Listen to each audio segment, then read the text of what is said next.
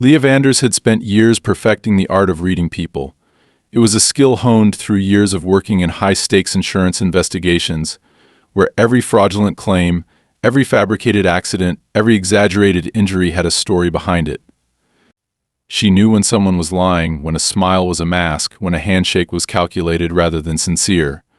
That skill had kept her ahead of the game, allowing her to expose countless cases of deception and manipulation. But none of it had prepared her for what she was about to face. She had moved into her new house with the expectation of peace, stability, and a fresh start. The neighborhood was beautiful, a picture-perfect enclave of well-manicured lawns, matching brick mailboxes, and two-car garages. It had the kind of aesthetic that suggested order, safety, and a carefully maintained illusion of community. That illusion cracked the moment she stepped outside with Bane, her German Shepherd service dog, on their first morning walk. The street was quiet, the sun barely rising over the rows of identical houses when she noticed a woman watching her from across the road. She was in her 50s, with a perfectly coiffed blonde bob and an expression that made Leah's instincts prickle. The woman wasn't just looking at her, she was assessing her, the way a security officer might scan a suspicious passenger at an airport. Leah gave her a nod, not expecting much of a response, but the woman's lips curled into a tight smile that didn't reach her eyes. "Good morning," she said, her voice dripping with forced politeness. "You must be the new resident in 107. Leah glanced at the address plaque near her garage. She didn't like the way this woman spoke, as if she were an entry in a neighborhood registry rather than a person. "That's right," she replied evenly. "Leah Vanders." The woman's eyes flicked to Bane, standing obediently at Leah's side. "And your dog." Leah had heard that tone before.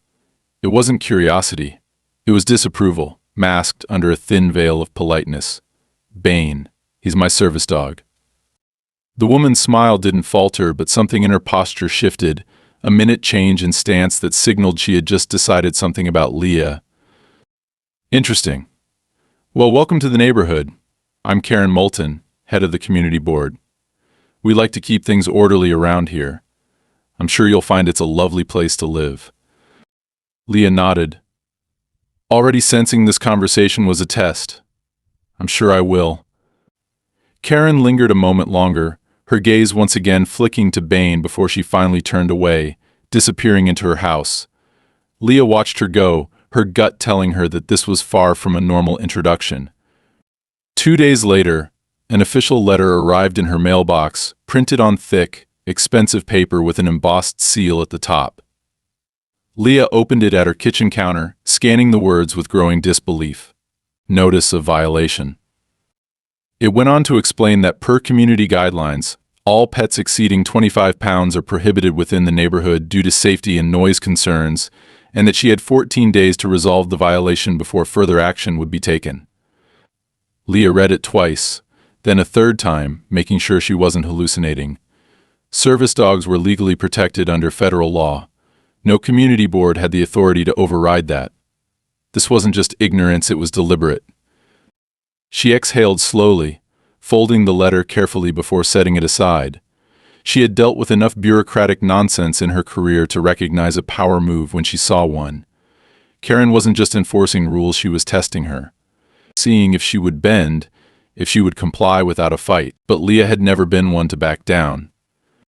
She took a sip of her coffee, considering her options. There was a process to these things, and she knew better than to storm into the community office demanding answers. That's what they expected: anger, emotional outbursts, something they could use against her. Instead, she needed to approach this the way she approached every investigation: methodically, patiently, gathering every piece of information before making a move. The first step was confirming whether this so-called rule was even real. She pulled out her laptop and searched for the neighborhood's community guidelines. The website was sleek, professional, and completely useless. Nowhere did it mention pet restrictions.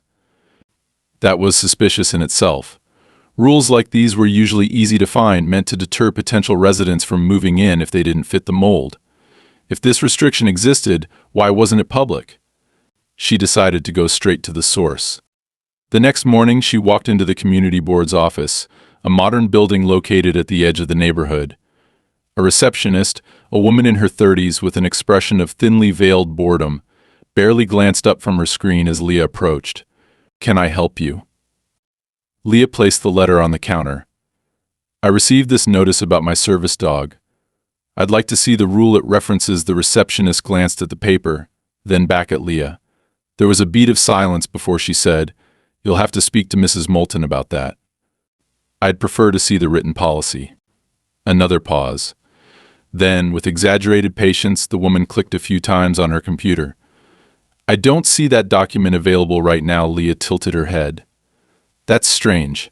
Shouldn't a rule that results in violations be accessible to residents?" The receptionist offered a thin smile. "Like I said, you'll have to speak to Mrs. Moulton." Leah knew a brush off when she heard one. Without another word, she picked up the letter and walked out. Back at home, she started noticing other things, small details that, in isolation, might have seemed insignificant. A neighbor glancing away when she passed. Conversations that hushed the moment she came into view. A feeling of being watched, of not quite belonging. Then, one evening, as she stepped outside to take Bane for a walk, she saw something on her porch. A small, folded note tucked against the welcome mat. She picked it up, unfolding it with steady hands. "Find another place to live." The words were printed in bold, block letters, no signature, no explanation. A chill ran down her spine, not from fear, but from recognition. This wasn't just about a dog. This was a game, and they had just made their first move. Leah stared at the note in her hands, fingers tightening around the edges of the paper as a slow burn of irritation flared in her chest. The message was short, to the point, and completely expected. She had dealt with people like this before, those who thrived on intimidation, who counted on fear and uncertainty to make their problems disappear. It was a cowardly move meant to rattle her, but it only confirmed what she already suspected. This wasn't about rules or regulations. This was about control. She stepped back inside, locking the door behind her before tossing the note onto the kitchen counter. Bane watched her with quiet attentiveness, his sharp eyes scanning her face for any change in her mood. She exhaled through her nose, scratching his head absently as she moved toward her laptop. If they wanted a fight, she wasn't going to engage on their terms. She needed to be smarter. Her first step was to document everything. She took a picture of the note, saving it in a newly created folder labeled harassment, then made a copy of the violation letter. Every case she had ever worked taught her that details mattered. People like Karen Moulton operated under the assumption that no one would push back, that most people would either comply or leave. But Leah had spent years unraveling fraudulent claims, exposing schemes built on manipulation, and if this community board thought they could pressure her into leaving, they had made a serious miscalculation. She needed to start gathering information. Since the official documents were suddenly unavailable, she would have to take a different approach. She considered her options before deciding on a direct but casual strategy, talking to the neighbors. Not outright confrontation, not accusations, just conversation. If Karen had successfully pushed out other residents, someone would have noticed. People gossiped, especially in places like this. The next morning, she took Bane for a longer than usual walk, following the winding sidewalks through the neighborhood while keeping an eye out for opportunities. The first few people she passed gave her polite but distant nods, avoiding eye contact the moment her gaze lingered too long. It wasn't surprising. They either didn't know about the situation or had already chosen a side. But then she spotted an older man sitting on his porch, flipping through a newspaper with a slow, deliberate pace. His house was a few doors down from hers, a single-story home with a meticulously trimmed lawn and an American flag swaying lazily in the breeze. He seemed relaxed, unconcerned, the kind of person who had been in the neighborhood long enough to stop caring about appearances. Leah approached, keeping her posture loose and casual. Morning, she greeted, stopping just outside his fence. Bane sat obediently at her side, his presence as steady as ever. The man glanced up, eyes sharp despite the casual way he turned the page of his paper. Morning, he returned, his gaze flicking briefly to Bane. Unlike others, he didn't immediately react with unease or disapproval. Leah leaned against the fence, keeping her expression neutral. I was hoping to ask you something. I just moved in a few days ago and I got this. She pulled out her phone, showing him the picture of the note she had received. His reaction was subtle but telling, the slight tightening of his mouth, the way his fingers hesitated for just a second before turning another page. Yeah, he said after a moment. Figured that might happen. Leah raised an eyebrow. Because of the dog. The man let out a short, humorless chuckle. Because of them he didn't elaborate, but he didn't need to. Leah watched him carefully. You've seen this before. He sighed, folding his newspaper and resting it on the small table beside him. You're not the first one they've tried to push out. You won't be the last. His tone was matter-of-fact, like he had long accepted the way things worked around here. She wasn't surprised, but it still made her jaw tighten. How many? He scratched at his jaw, considering. 4 that I know of. Probably more. That was enough confirmation for her. Why? He exhaled through his nose, shaking his head. Because they can. Because most people don't fight back. Because the minute you sign those homeowner agreements, they think they own you? His eyes met hers then, and for the first time she saw something beyond resignation, something almost like warning. You planning to fight? Leah didn't hesitate. Yes. The man held her gaze for a long moment, then gave a slow nod. Then watch your back. She left that conversation more determined than ever. If Karen thought she could bully her into leaving, she was going to be sorely disappointed. Leah had dealt with men twice as ruthless and 10 times as powerful. A suburban dictator with a superiority complex wasn't going to break her. That afternoon she called a lawyer. Not to escalate just yet, but to get ahead of whatever Karen's next move might be. She needed to know exactly where she stood, legally speaking. She booked a consultation with an attorney specializing in housing disputes, then went about her day as if everything were normal. But things weren't normal. That night, while she was brushing her teeth, she heard a soft sound just outside her window. Not the rustling of leaves, not the hum of passing cars, but something deliberate. A movement just outside her house. She turned off the bathroom light, stepping into the shadows as she moved carefully toward the window. Bain was already alert, his ears perked, his body tense. Leah stayed still, heart pounding quietly in her chest, listening. Then she saw it. A figure moving past her fence, barely illuminated by the street lamp. Someone lingering just long enough to be noticed before slipping away into the darkness. A calculated move. A message. She didn't call the police. Not yet. There was no point in reporting something with no proof, no way to identify whoever it was. Instead, she did what she always did. She prepared. By the next morning, she had installed additional security cameras, ones with night vision and motion detection. She reinforced her locks, made sure every possible entry point was secured. She wasn't going to let paranoia control her, but she wasn't going to be careless either. Then, as she was drinking her morning coffee, another letter arrived. This one wasn't anonymous. It was official. Notice of hearing. A formal complaint had been filed against her, citing her refusal to comply with community regulations and disturbing the peace. The hearing was in 3 days. Leah set the letter down, exhaling slowly as a cold, calculated anger settled in her chest. They were moving faster now. Good, so was she. Leah had expected resistance, but she hadn't expected them to escalate this quickly. The letter sat on her kitchen counter, its bold, formal lettering a stark contrast to the crude anonymous note she had received days before. A hearing. They were trying to make this official, trying to drown her in bureaucracy and force her to fight on their terms. She had seen this tactic before: weaponized paperwork, designed to exhaust and overwhelm, to make people second-guess whether standing their ground was worth the hassle. It was never about enforcing the rules. It was about showing power. She sat back in her chair, rolling her shoulders as she exhaled slowly, pushing down the frustration clawing at her chest. Bain sat at her feet, his ears perked, sensing the shift in her mood.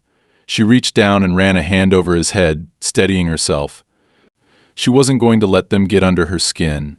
They wanted her rattled, emotional, reactive. That was their strategy: force her to make a mistake. She wouldn't give them the satisfaction. Instead, she needed to be methodical. She pulled out her laptop and started researching.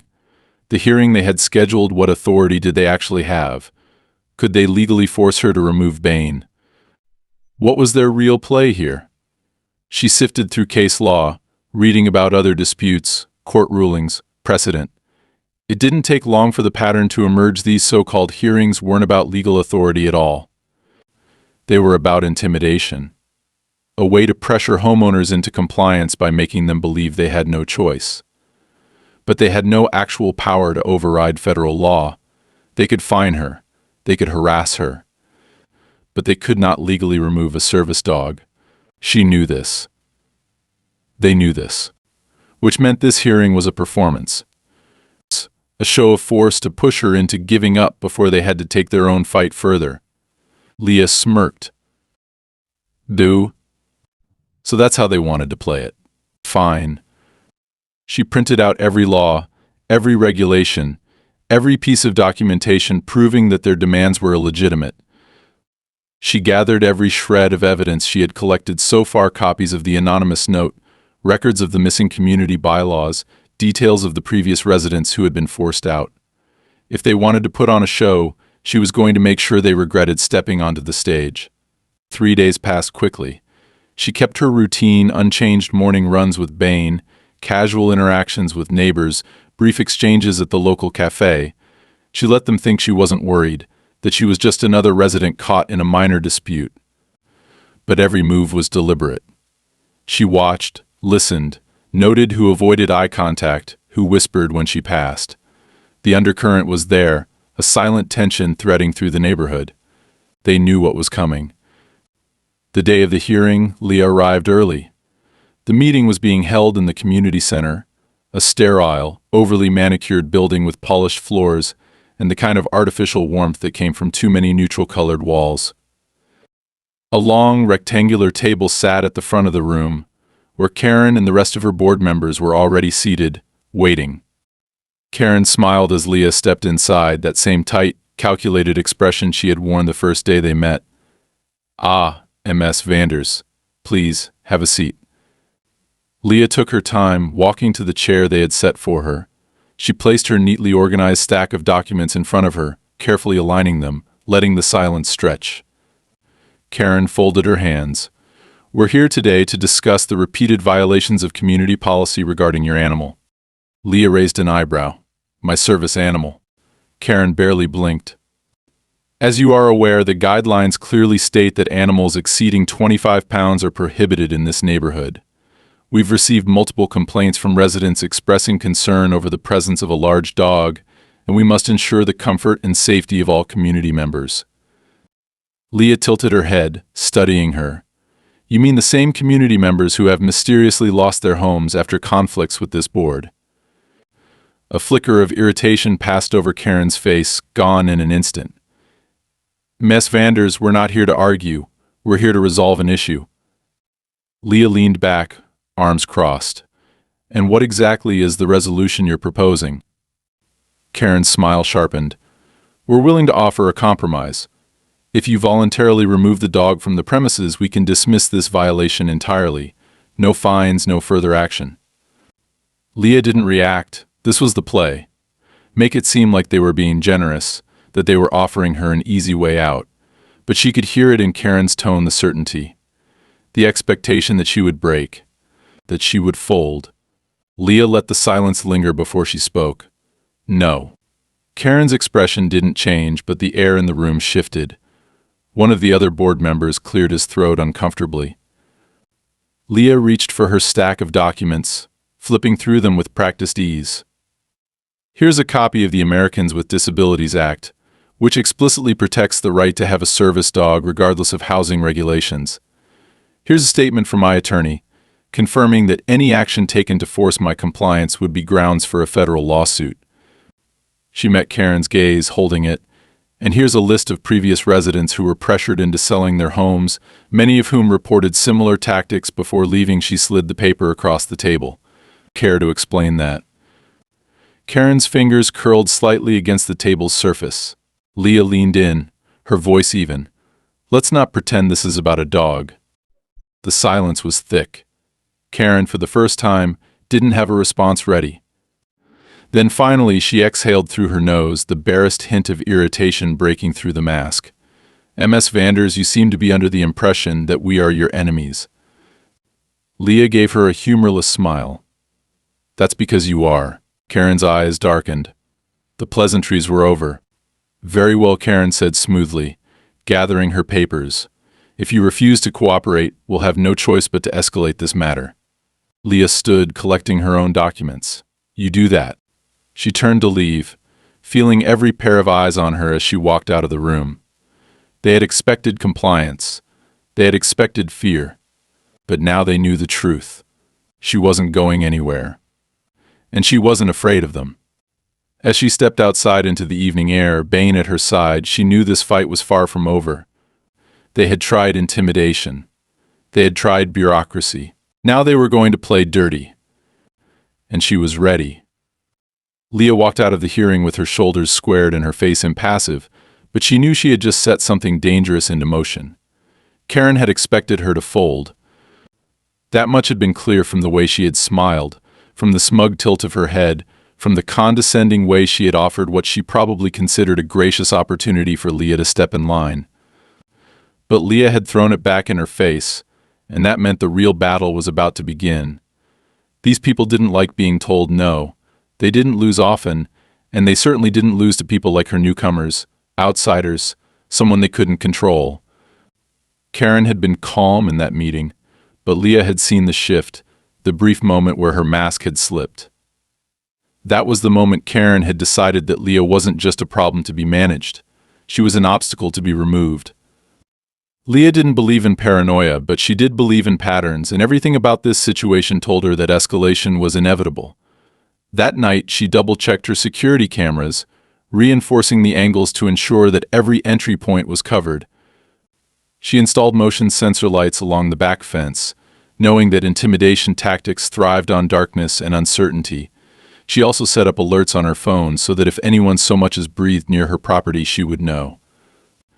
Bain watched her the entire time, his posture relaxed but attentive, as if he could sense the quiet tension threading through her movements. The first sign that things were shifting came the next morning. When Leah stepped outside to retrieve her mail, she found a fine taped to her front door. It was printed on the same official letterhead as the hearing notice, stating that she was being charged for an unauthorized modification to her property. The violation? Her security cameras. She stared at the paper for a long moment before exhaling sharply. They were testing her, seeing how much pressure it would take before she cracked. The cameras were on her own property. They had no jurisdiction, no authority to tell her what she could or couldn't install. But the fine wasn't about the cameras. It was about sending a message. Leah took the paper inside, scanned it, and filed it into the growing stack of documents she was collecting. Then, instead of reacting, she went about her day as if nothing had happened. She took Bain on a long walk, stopping to chat with a few neighbors along the way. Some still avoided her, casting uneasy glances in her direction, but others lingered just a second too long, as if debating whether or not to say something. She could feel cracks forming in the carefully curated image Karen had constructed. That night, the real escalation happened. Leah had just finished dinner when Bain suddenly stiffened, his ears snapping forward. A deep, guttural growl rumbled from his chest, a sound she had learned never to ignore. She immediately reached for her phone, checking the security feed. Nothing. The cameras showed nothing unusual. But Bain's reaction told her otherwise. She turned off the lights, moving to the window as she carefully peered outside. The street was quiet, too quiet. Something was wrong. She waited, forcing herself to be patient, to listen. Then, just as she was about to pull back, she saw it, a figure at the edge of her property, barely visible in the shadows near the fence line. They were standing still, watching. Not moving, not approaching, just watching. Leah's pulse ticked up, but she didn't panic. Instead, she grabbed her phone and snapped a picture, zooming in as much as she could. The figure was wearing dark clothing, their features obscured by the poor lighting. She couldn't tell who they were, but that wasn't the point. They wanted her to know they were there. She didn't call the police. Not yet. There was no law against standing on a public sidewalk, and she knew exactly how that conversation would go. "We'll make a report," they'd say. "Let us know if they do anything illegal." And then nothing would happen. So instead, Leah did something else. She turned on every single outdoor light she had. The yard flooded with brightness, illuminating the entire area like a stage. The figure hesitated, clearly not expecting the sudden shift, and then just like that they were gone. It was a warning. But Leah wasn't the type to scare easily. The next day, the second fine arrived. This one claimed she had violated aesthetic uniformity by leaving her porch lights on past community-approved hours. Leah laughed when she read it. They were getting desperate. But then, that afternoon, something more serious happened. She was outside, throwing a ball for Bane in the backyard, when she noticed something in the grass near the fence. A small, plastic-wrapped package, partially hidden near the tree line. She frowned, walking over to it, her instincts immediately on edge. The package was filled with raw meat. Something was wrong. Leah didn't touch it. Instead, she grabbed a plastic bag, carefully scooping it up before taking it inside. She had a gut feeling, and she wasn't about to ignore it. The next morning, she drove to a veterinary toxicology lab and paid for an expedited test. The results came back the same day. The meat had been laced with poison. Leah stared at the report, a slow, controlled fury building in her chest. Someone had tried to kill Bane. This wasn't intimidation anymore. This was an attack. She made a copy of the report, filed it with the rest of her documentation, and then finally she went to the police. But just as she expected, the response was lukewarm at best. The officer she spoke to nodded along, took notes, but ultimately gave her the same line she had anticipated. "No real way to prove who put it there," he said with an apologetic shrug. "We'll log the report, but unless there's more evidence." Leah didn't let him finish. She thanked him, took her paperwork, and left. She had wasted enough time waiting for someone else to do the right thing. Karen had made a mistake. She had pushed too far. That night, Leah made a decision. She wasn't going to be on the defensive anymore. The next morning, she made her own move. She drove to the county recorder's office and requested every property transaction in the neighborhood for the past 5 years. Then, she started looking for patterns. It didn't take long to find them. Every single house that had been voluntarily sold after a dispute with the community board had been purchased by the same real estate investment company. And that company, it was registered to a shell corporation tied directly to Karen's husband. Leah sat back in her chair, staring at the records spread out in front of her. This wasn't just harassment. This was a business model. Karen and her board had been running a calculated, deliberate operation pushing out select residents, creating hostile conditions, and then swooping in to buy their homes at reduced prices before flipping them for profit. And now? Leah had the proof. She exhaled slowly, a small, grim smile curling at the edges of her lips. Karen had played her games. She had tried every intimidation tactic, every manipulation trick, every pressure move she had in her arsenal. But now Leah was about to burn it all down. Leah had spent years unraveling fraud schemes, and she knew that once you found the money, you found the truth. Karen had made the mistake of underestimating her, assuming that she was just another stubborn homeowner resisting change. But Leah wasn't just resisting. She was building a case. The discovery of the real estate connection between Karen's husband and the houses that had been forcibly sold was the missing piece of the puzzle. It confirmed everything Leah had suspected. This wasn't just about neighborhood rules or enforcing community standards. It was a well-oiled machine designed to pressure, intimidate, and ultimately steal homes from those who didn't comply. It was fraud, it was extortion, and now Leah had proof. But she couldn't act yet. Not until she had enough to ensure that when Karen fell, she would never be able to recover. That meant playing it carefully, letting them think they still had the upper hand while she gathered the last few pieces of the puzzle. But Karen wasn't waiting around. Leah had defied her in the hearing, refused to bend to pressure, and now she had started digging. The retaliation came swiftly. The next morning, another fine appeared in her mailbox, this time for failure to comply with mandatory property maintenance, citing some non-existent issue with her fencing. Leah didn't even bother responding. The real escalation happened later that evening. She had just finished reviewing more property records when Bain's low growl sent a chill up her spine.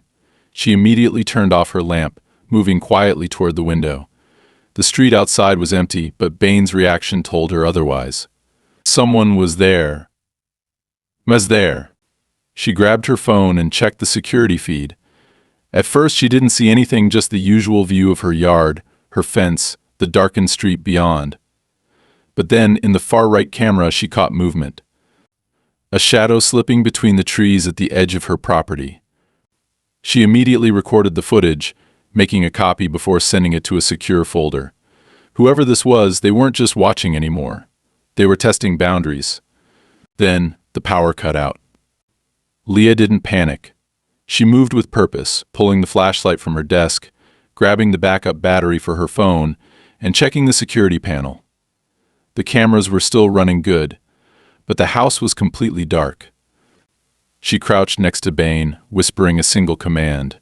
He went silent, his entire body coiled with tension, ready. She moved through the house carefully, checking windows, listening for anything unusual. The power cut wasn't random. It was calculated. Then she heard it. A soft, deliberate scratch at the back door. Leah's grip on the flashlight tightened. She didn't breathe, didn't move. The sound came again, slow, almost mocking. Someone was standing just outside. She exhaled silently through her nose, backing away carefully. If they were trying to break in, they would have done it already. This was another warning. A mind game. And Leah didn't play games. She flicked the flashlight on and off in a rapid sequence, signaling the external cameras to send an alert to her phone. Within seconds, her screen showed a dark-clad figure standing at her back door. No mask. No attempt to hide. They wanted to be seen. She could call the police, but she already knew what would happen. By the time they arrived, the intruder would be gone. Another meaningless report. Another "we'll keep an eye out." Instead, Leah did something different. She turned on the external floodlights manually. The backyard lit up instantly, blinding in its brightness. The figure flinched, stepping back instinctively, and that's when she got a clear shot of their face on the camera. Male, mid-40s. Sharp features, and something in his expression that wasn't just intimidation, it was amusement. Then, as if nothing had happened, he turned and walked away. Casually, confidently, like he had already won. Leah's heart was pounding, but not from fear. From rage. She rewound the footage, isolating the face, running it through every public records search she had access to. And then she found him. David Moulton. Karen's husband. So now it was official. This wasn't just about making her life difficult. This was personal. The next morning, she took the footage straight to her lawyer. She didn't need the police to act. She needed leverage. Her lawyer reviewed the files, the timeline of events, the financial records she had collected. He exhaled slowly, shaking his head. This isn't just harassment. This is a coordinated effort to manipulate property values through illegal coercion. He looked at her. This is a RICO case. Leah had expected fraud. She hadn't expected racketeering charges. Can we prove it? She asked. Her lawyer nodded. With what you have now, it's enough to open an investigation. That was all Leah needed to hear. But before she could make her move, Karen struck first. That evening, Leah received an eviction notice. Not a fine, not a warning. An official document stating that her home was being repossessed for failure to adhere to community regulations. She laughed when she saw it. A full-bodied, incredulous laugh. They were panicking. Good. She was still holding the paper when her phone buzzed. An unknown number, she answered. Silence, then a familiar voice. Karen. You should take the deal, Ms. Vanders. Leah didn't respond. She let Karen talk. You're stubborn, I'll give you that. But this is bigger than you. You think you're going to fight this and win? People have tried before. They always lose. A pause. Walk away. It'll be easier for everyone. Leah's voice was ice. Easier for you, Karen sighed. I tried. Enjoy what little time you have left in that house. The line went dead. Leah stared at her phone, then back at the eviction notice. Karen had just sealed her own fate. Leah made one final call to her lawyer, giving him the green light to proceed. Then, she sent everything she had to a federal investigator. By the time Karen and David realized what was happening, it was too late. Their accounts were flagged. Their business transactions were under scrutiny. Subpoenas were issued. And then, the police showed up at their house. Leah watched from her front porch as Karen was escorted outside, her face pale, her carefully composed mask cracking for the first time. David followed moments later, his expression hard, his mouth set in a thin line. Karen turned, her eyes locking onto Leah's. Leah smiled. Not a smug smile. Not a triumphant one. Just calm. Karen had spent years bullying, manipulating, controlling. And now, she was the one being forced out. Leah stood on her porch, watching as Karen and David were led towards separate police vehicles. The quiet of the neighborhood felt almost unnatural, as if the air itself had shifted in response to what was happening. The people who had ruled this place for years through intimidation, coercion, and manipulation were finally facing the consequences of their actions, and for the first time since moving in, Leah felt something resembling satisfaction. Not relief, because this wasn't over yet, but satisfaction in knowing that the people who had tried to break her were now the ones scrambling for control. Karen was speaking rapidly to one of the officers, her hands moving in sharp, clipped gestures. David, on the other hand, said nothing. He simply stood there, his jaw clenched, his posture rigid with tension. Even now, even with everything crumbling around them, he still looked like a man who thought he could turn this around. Leah had seen that look before. People like David always thought they were untouchable, always believed they were too smart, too connected, too powerful to ever truly fall. They relied on the fact that most people didn't fight back, that fear kept their victims silent. But Leah wasn't most people, and now David was learning that firsthand. A moment later, Karen's voice cut through the air, sharp with desperation. This is a mistake. I am the president of this community. Do you have any idea what you're doing? The officer leading her to the squad car didn't react. He was already used to people like her. Karen twisted her head, her gaze locking onto Leah. The hatred in her eyes was unmistakable. You think this changes anything? She hissed. You think you've won? Leah didn't respond. She didn't need to. The officers pushed Karen gently but firmly into the back seat, shutting the door before she could say anything else. David, for all his smug arrogance, had the sense to remain silent. He didn't look at Leah. He simply let the officer lead him to the second vehicle, his face a blank mask. Leah knew that look, too. He was already calculating, already figuring out how to minimize the damage, how to maneuver himself out of the wreckage. Too bad for him. The wreckage was about to bury him. As the squad cars pulled away, a few neighbors had started to gather, standing on their lawns or peering from their windows, hesitant but unable to look away. For years they had either ignored or enabled Karen and David's reign over the neighborhood, but now, with the power structure collapsing, they were left to wonder what came next. Leah turned, heading back inside without acknowledging them. She wasn't interested in their sudden curiosity. She had work to do. The investigation had moved faster than Karen or David had anticipated. Leah's lawyer had made sure of that. The moment she had handed over the financial records, the fraudulent property transfers, the reports of harassment and coercion, the case had taken on a life of its own. Fraud at this scale wasn't just a local issue, it was federal. And now the walls were closing in. Karen had spent years treating this community like her personal empire, and David had profited off every family they had forced out. They had hidden behind bureaucracy, behind technicalities, behind fear. But they had made a critical mistake. They had underestimated their latest target. Leah knew the next few days would be crucial.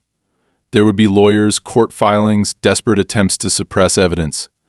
Karen and David wouldn't go down without a fight, and there was still a chance that some of their influence could delay the inevitable. But Leah had done too much, gathered too much, to let this slip through the cracks now.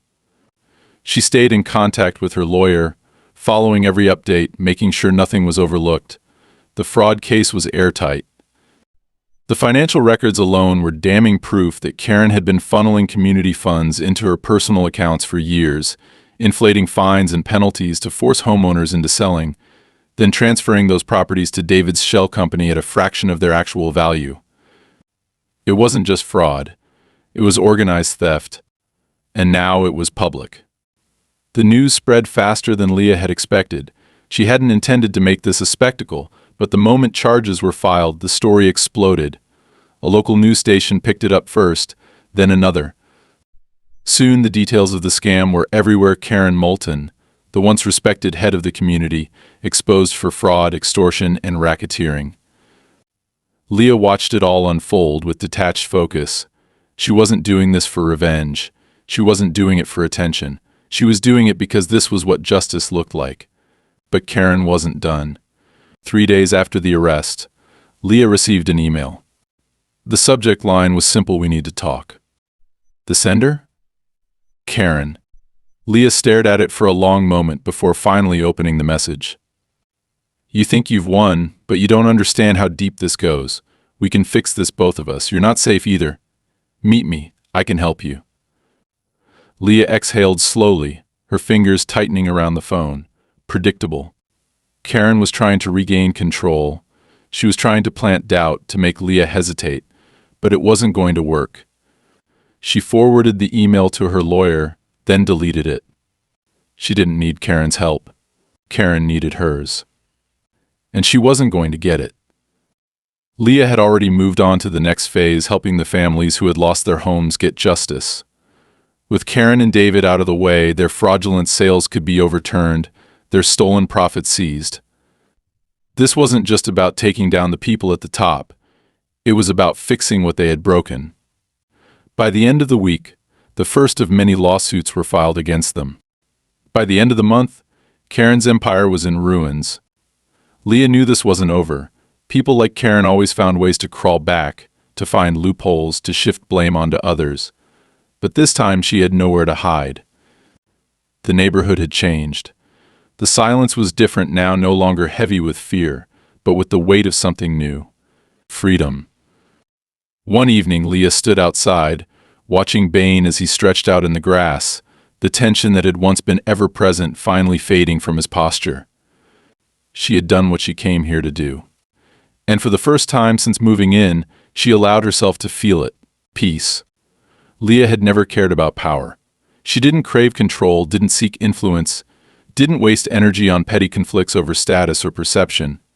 All she had ever wanted was stability, the ability to live her life without interference, without someone trying to dictate the terms of her existence. That was why she had moved here in the first place, to start fresh, to build something quiet and steady. And for a while she had let herself believe that was possible. She had wanted to believe it. But people like Karen Moulton didn't allow peace. They treated independence as a threat, self-sufficiency as defiance, and they ruled through the assumption that most people would rather submit than fight. Leah had spent her career unraveling carefully crafted lies, exposing the rotten foundations beneath seemingly solid structures, and when she had realized what was happening in this neighborhood, she had known she couldn't look away. Because if she did, she'd be just another name on Karen's long list of people who had voluntarily left. And she wasn't leaving. Now, standing on her porch in the late afternoon light, watching the last moving truck pull away from Karen's empty house, Leah allowed herself a slow breath. The house had been seized as part of the asset recovery process, part of the legal effort to compensate the families Karen and David had exploited. It had been quicker than Leah had expected, but once the fraud had been laid out in cold, irrefutable numbers, there had been no room left for argument. The financial records had done more damage than any accusation ever could. Karen and David were gone, not just from the neighborhood, but from their entire fabricated kingdom. Their bank accounts were frozen, their assets seized, and their influence stripped away like dead weight. For the first time since Leah had moved in, the street felt different. She had noticed it in the past few days, the way neighbors had begun to talk to each other again. not in hushed whispers or cautious glances, but in real conversations. The fear had lifted. It hadn't disappeared completely. Things like that took time, but the shift was undeniable. She could feel it in the way people lingered outside, no longer retreating into their homes the moment the sun began to set. She could see it in the way certain houses, once dark and silent, now had lights on, doors open, voices carrying through the evening air. It was as if the neighborhood itself had exhaled, relieved to finally be free of the suffocating grip that had held it hostage for years. Leah had done what she set out to do, and now she wasn't sure what came next. She had spent so much time fighting, so much energy preparing for the next attack, anticipating the next move, that the absence of conflict felt almost unnatural. She wasn't used to this, to winning. Because this wasn't just a victory over Karen and David. It was a victory over the system they had built, the fear they had instilled, the power they had wielded so effortlessly for so long. She had dismantled it piece by piece. And now she had to figure out what to do with the silence. She wasn't the only one struggling with the change. She could see it in the way some neighbors still hesitated before speaking, the way they glanced around as if expecting someone to remind them they weren't supposed to talk to certain people, weren't supposed to ask too many questions. Years of conditioning didn't disappear overnight, but they were trying. Leah saw it in the small acts: the elderly couple 2 houses down, who had never acknowledged her presence before, now waving when she passed. The single mother across the street who had once hurried her child inside whenever Leah walked by with Bane, now pausing to ask if he was friendly. He was, of course, he had always been. But now they were finally willing to see it. And then there was the community board, or rather what remained of it. Karen's removal had left a vacuum, one that had yet to be filled. Some of the board members had resigned almost immediately, not wanting to be associated with the scandal, while others had tried to distance themselves, claiming ignorance, insisting they had no idea what Karen and David had been doing. Leah didn't believe them. They had known. Maybe not the full extent, maybe not every detail, but they had known enough. They had looked the other way, chosen to remain silent, and in doing so, they had been complicit. The neighborhood was at a crossroads now. It could either fall back into old patterns, allowing someone new to take power and enforce a new version of the same system Karen had created, or it could change. Leah wasn't sure which way it would go. She had been approached, of course. People had suggested, some subtly, some directly, that she should take a leadership role in the community, that she should help rebuild, help reshape what had been broken. She had refused. She hadn't done this to rule. She had done it to be left alone. And yet, as she stood there watching the neighborhood slowly mend itself, she felt something she hadn't expected, a sense of responsibility. She had exposed the rot, but what came next wasn't up to her. It was up to them. Bane nudged her leg, breaking her out of her thoughts. She looked down at him, at the unwavering loyalty in his eyes, and smiled. Maybe she didn't know what came next. But for the first time in a long time, she wasn't worried about it. Because whatever happened, whatever the future held, she had already won. And she wasn't going anywhere.